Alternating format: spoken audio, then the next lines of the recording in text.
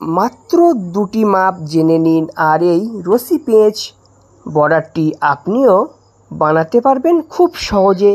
আমি আছি আপনাদের বন্ধু খোকন।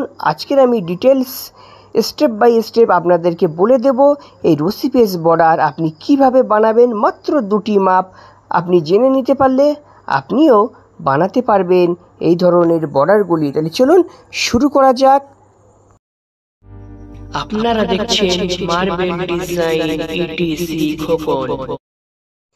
এখানে আমরা 2.5 ফুট বাই 8 ফুটের ফ্লোর টাইলস দিয়ে এই বর্ডারটি তৈরি করেছি। আপনারা চাইলে মার্বেল দিয়েও এই বর্ডারগুলি তৈরি করতে পারেন। তাহলে চলুন আমরা এই টাইলস দিয়ে কিভাবে এই বর্ডারটি তৈরি করেছি আজকের আমি ডিটেলসে সব কিছু বলে দেব। এই বর্ডারটি বানানোর জন্য দুটি কালার লাগবে। আপনি যে কোনো দুটি কালার নিতে পারেন, তবে একটি সাদা কালার ওর মধ্যে অবশ্যই আপনারা দেবেন। তো দেখুন এখানে আমরা দুটি মাপ আছে, একটি মাপ হচ্ছে 60 mm আর একটি মাপ হচ্ছে 30 mm। 60 mm করে কালো এবং সাদা দুরকম আমরা কেটেছি এবং 30 mm করে আমরা সাদা এবং কালো দুই রকম কেটেছি। তারপরে আমরা একটি 45 ডিগ্রি অ্যাঙ্গেলের ফর্মা বানিয়েছি। এই 45 ডিগ্রি অ্যাঙ্গেল ফর্মা কিভাবে বানাতে হয় আমার চ্যানেলে ভিডিও আছে, আপনারা দেখে নেবেন। এই ভিডিও ডেসক্রিপশনে লিংক দেওয়া থাকবে। তবু আমি বলে দিলাম, একটি টাইলসের দুই সাইড থেকে 6 ইঞ্চি বাই 6 ইঞ্চি করে নেবেন, নিলেই আপনার 45 ডিগ্রি অ্যাঙ্গেল কোণ হয়ে যাবে।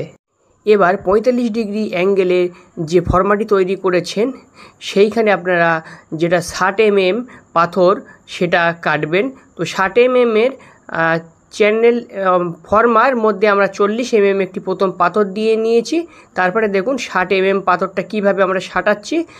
প্রথমে একটি কোণ কাটবেন, কোণ কাটার পরে পাথরটাকে উল্টে নিতে হবে। দেখুন ভিডিওটি ফলো করুন কিভাবে আমরা এইগুলি করছি। তারপরে কি করবেন, আপনি যখন 30 mm কাটবেন তখন কিন্তু আপনার ফর্মায় 70 mm একটি পট্টি দেবেন, তাহলে কিন্তু 30 mm বার হয়ে যাবে। তবে প্রত্যেকটা কিন্তু 45 ডিগ্রি অ্যাঙ্গেলে আপনাকে কাটতে হবে। তাহলে আশা করছি আপনারা বুঝতে পেরেছেন। খুবই সহজ। 30 mm এবং 60 mm স্টিক কেটে নেবেন, নেওয়ার পরে 45 ডিগ্রি অ্যাঙ্গেলে ফর্মা তৈরি করে নেবেন। ফর্মা তৈরি করার পরে আপনারা 30 mm করে এবং 60 mm করে পাথরটি কাটবেন।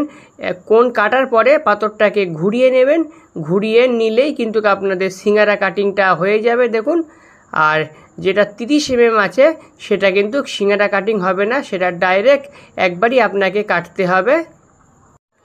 আবারও বলছি, যেটা 60 mm কেটেছি সাদা কালো সেটা কিন্তু আপনাকে সিঙ্গারা কাটিং কাটতে হবে, অর্থাৎ ত্রিভুজ কাটিং যেটা কাটবেন সেটা কিন্তু আপনাকে উল্টে নিয়ে কাটতে হবে।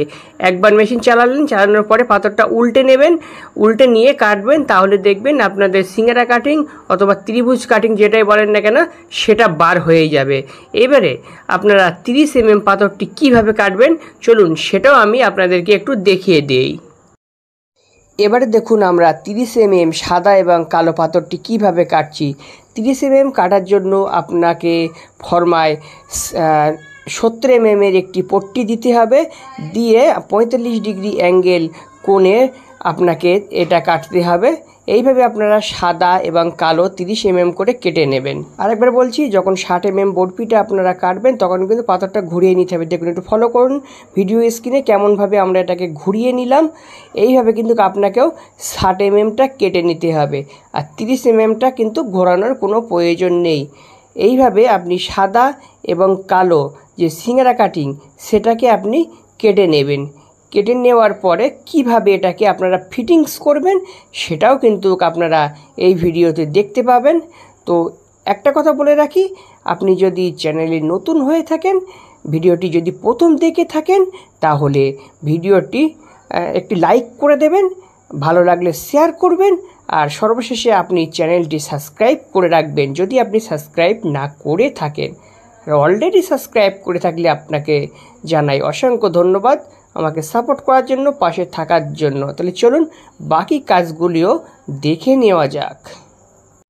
ভিডিওটি যদি আপনি ইউটিউব থেকে দেখে থাকেন তাহলে চ্যানেলটি সাবস্ক্রাইব করে দেবেন এবং ফেসবুক থেকে দেখে থাকলে আপনারা পেজটি ফলো করে দিয়ে সঙ্গে থাকবেন এই রকম নিত্য নতুন ভিডিও পাওয়ার জন্য। আর ভালো লাগলে ভিডিওটি অবশ্যই শেয়ার করবেন বন্ধুদের সঙ্গে।